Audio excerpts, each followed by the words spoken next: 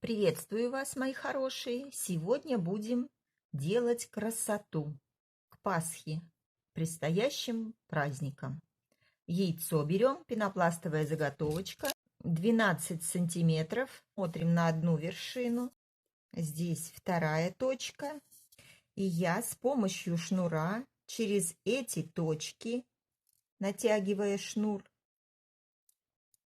и с помощью гелевой ручки буду делать разметку. Эта разметка широчайшее поле для фантазии. Вы можете сделать и попроще, допустим, разделить яйцо на 4 части, или на 5, или на 6, и просто вставить сюда эти полосочки. Или же можно добавить более мелких деталей. Совершенно забыла вам сказать, что будем работать мы с вами в технике кимикоми. Что это такое? Частично об этом у меня есть рассказ на канале. Я делала в такой технике новогодние шарики. Ну, а сейчас вот перед нами яйцо. Поэтому особо я не буду углубляться. Скажу только, что по этой разметке, по этим линиям, которые я нанесу, мы должны будем делать прорези. И в эти прорези потом будем вставлять ткань. Ну, я так думаю, что по ходу дела вы все увидите. Итак, делаю разметку. Мною была измерена вот здесь вот самая широкая часть, половинка, и поделена на 3 равные части. Соответственно, и эта половинка на 3 одинаковые части. Всего 6 частей. Это удобно делать сантиметровой лентой, но можно и обычной линейкой. И теперь через вот эти точки я должна провести еще линии. Зажимаем конец на одной верхушке и через точку контрольную доводим до другой верхушки. И так через все остальные линии. Это один из самых простых вариантов. Можно добавить еще немного разметки, усложнить работу и тем самым сделать ее гораздо интереснее. От нижней части, нижней вершины, я откладывала по 7 сантиметров и ставила меточку. Потом от этой меточки я откладывала еще 5 сантиметров и ставила еще одну меточку. И так на всех линиях. Затем с помощью шнура я соединяла эти отметки и проводила линию. Теперь проводим линию наискосок и продолжаем это дальше. Получится, как и вот здесь. Я сейчас это все закончу. А вот это будет центральным элементом. И на нем будет главное украшение. Вот этой линии средней ее не будет видно. А если она вам все-таки мешает, ее можно закрыть штрих-корректором. Разметка завершена, а вы должны помнить, что вот эти сантиметры, которые вы будете откладывать, у меня-то их 7, но у вас, если яйцо меньше, то вы должны это уменьшить. Не 7 сантиметров, а, допустим, 5 или 4,5. Ну и здесь, соответственно. А теперь приступаем к прорезанию. У меня есть вот такой резец. Это лезвие убирается и выдвигается, что очень удобно, если надо взять куда-нибудь с собой.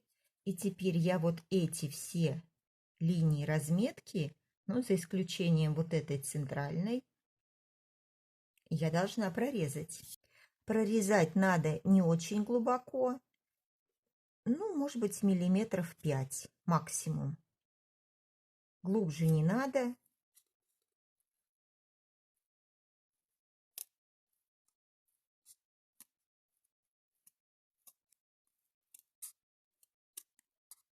Если у вас нет такого вот лезвия, то, я думаю, можно воспользоваться и обычным канцелярским ножом. Теперь нам нужно выбрать материал, ткань. В моем представлении Пасха – это красный цвет, конечно, ну и золото. Я для центральной части выбрала вот такую вот ткань.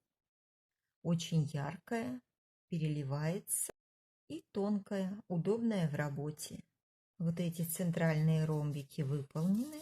А если вы хотите знать, как я это делала, немножко задержитесь, я вам сейчас покажу. Как видите, часть работы я выполнила без вас, но это вас пусть не пугает, вы ничего не пропустите. Вот незаделанный еще фрагмент. Берут, она очень тонкая и прочная и не сыпется. Как раз то, что нам надо. Еще потребуется вот такой клей, именно такой, больше никакой. Я не знаю, какой еще клей может подойти для этого рукоделия. Этот клей не будет проступать через ткань. Его я и использую. Когда мы заделываем ткань в грани вот этих прорезей, то в принципе она там держится и так. Но для большей прочности как раз вот этот клей и подходит. Теперь мне потребуется вот такая вот вещица. Узнаете? Это обломок от маникюрных ножниц.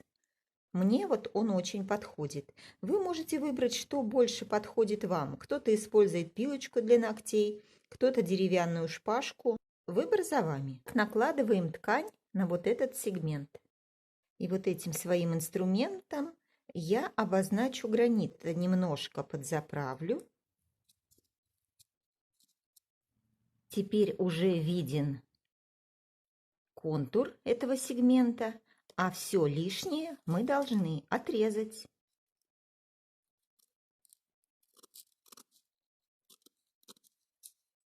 А сейчас буду заправлять. И для этого как раз вот этот изогнутый кончик мне очень удобен. А вы смотрите, как удобно вам. Я его начинаю как бы туда, вот в эту прорезь заправлять. Заправлять вот в эту как раз прорезь. Придется, может быть, пройтись и один раз, и еще один раз. Вот здесь много лишнего, я сейчас срежу. Как видите, ничего сложного. Именно поэтому я часть вот эту позволила себе сделать без вас. А сейчас вот это я закончу и обязательно вам покажу. Немного, конечно, требует кропотливости, внимательности, тщательности, но, по-моему, каждое рукоделие требует именно таких черт.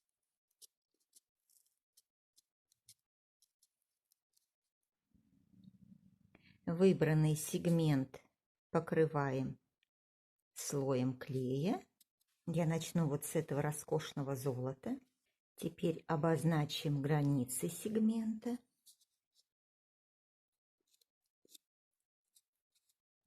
Отрежем лишнее.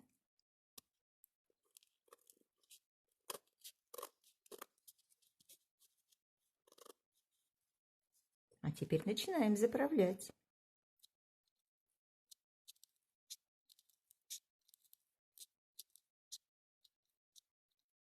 У меня сегмент закончен.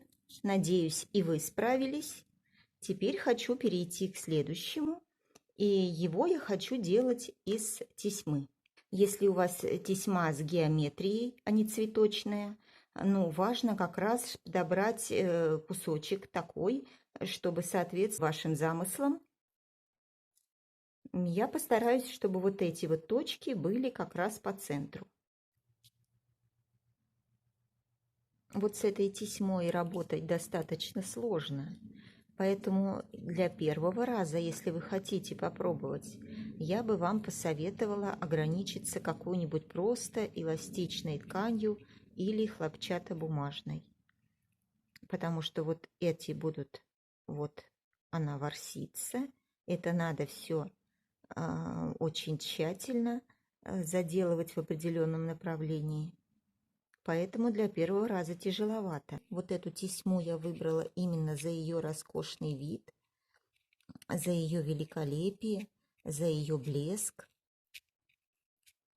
потому что Пасха – это праздник очень яркий. А вы начните с материалов полегче, а к этой тесьме подходите, когда почувствуете себя более уверенно.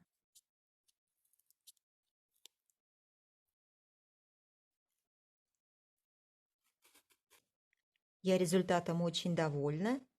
И, в принципе, вот на этом можно было бы остановиться. Все, яйцо готово, яйцо задекорировано, все блестит, все красиво. Но я предлагаю вам пойти дальше. Кое-что я вам сейчас еще покажу. А вас прошу поддержать меня пальчиком вверх, если вам понравилась моя работа. И, конечно, буду рада новым друзьям. Подписывайтесь на мой канал со звенящим колокольчиком. И мы с вами вместе что-нибудь еще интересное увидим. Мне понадобятся стразы, клеящиеся. И вот такие стразы я возьму. Пайетки золотые. Еще вот такой клей. Может быть, можно заменить его и другим, но я привыкла работать с этим. У него очень удобный носик. Вот, смотрите, какой он тоненький. Им с мелкими деталями очень удобно работать. На серединку пятнышко клея, золотую пайетку, на пайетку еще капельку клея. Сюда маленький стразик, конечно, красный. И вокруг них еще красные стразы. Смотрите, что получается. Итак, я буду делать по всем темным ромбикам. Вы можете повторить этот узор, а можете придумать свой собственный. С рубинами мы закончили. Смотрите, как получилось интересно. На очереди топазы. Клеим одну пайеточку, рядом с ней вторую, а сверху топаз. Те самые стразики, что я вам показывала. Рубины на месте. Топазы тоже нашли свое место на всех сегментиках. Видите? Разместились. Осталось нам с вами придумать, что делать с нижней частью. Включаем фантазию. Смотрим на те материалы, что у нас есть. И продолжаем. Вот в этих своеобразных глазках я, наверное, размещу стразы красные. А вот что делать с этой частью? Ну, сейчас буду думать. Для начала я, наверное, задекорирую вот этот шов. В принципе, швы можно оставить и так. Они смотрятся достаточно декоративно. И многие рукодельницы так и оставляют их незаделанными. Это подчеркивает именно то, что работа ручная, работа штучная. Именно в технике кимикоми. Но вот здесь вот мне не нравится все-таки этот шов. А заделаю я его с помощью вот этого золотого сутажа. Для этого я наношу капельку клея сюда в середину и немного по шву до самого низа. Вот так это получается, и мне кажется, так выглядит интереснее. А здесь вот надо что-нибудь тоже, наверное, стразик посажу. Сейчас пройдусь этим сутажем по остальным швам и покажу вам результат.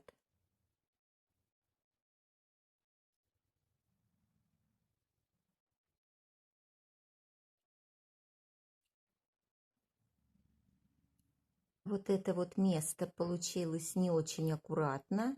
Там, где сутаж входит и закрепляется между гранями, наверное, я размещу вот здесь по маленькому стразику красненькому. И они будут перекликаться вот с этой серединкой.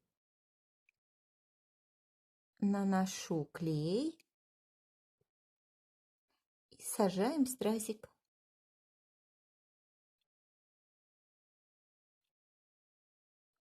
Вот так. У меня еще есть стразовая цепь с красными камушками. И вот эти стразы у меня остались красные. Вот так это выглядит, по-моему, великолепно. Стразовая цепь режется обычными ножницами. Здесь ничего сложного. Смотрите, я выполнила эти все своеобразные веточки. Видите, страз покрупнее и стразовая цепочка. То же самое и на остальных гладких сегментах. А вот на этом, где тесьма, эту же стразовую цепочку я отрезала поштучно стразы. И вот он один, и вот второй. Сначала хотела посадить вот в эти места, но потом передумала. Я решила, что они и так достаточно неплохо выглядят. А вот в маленькие такие вот уголочки посадила по стразу. Почти работа закончена. Остался небольшой штрих, поэтому не уходите. Будем делать еще и вверх. Вверх я хочу поставить вот эту корону своеобразную. Но она в магазине была только с белым глазком. Нас это не остановит и не напугает. Этот белый глазок я благополучно выковыряю и на его место вставлю красный.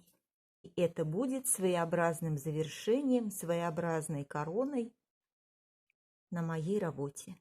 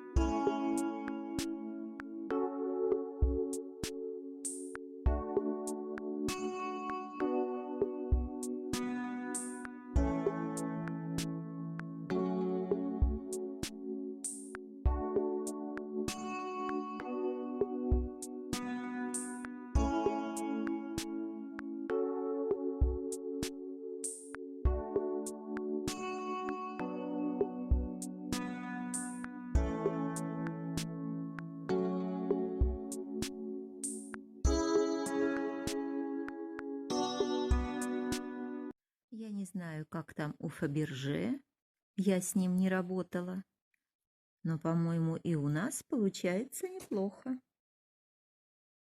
Прошу вас поддержать меня пальчиком вверх.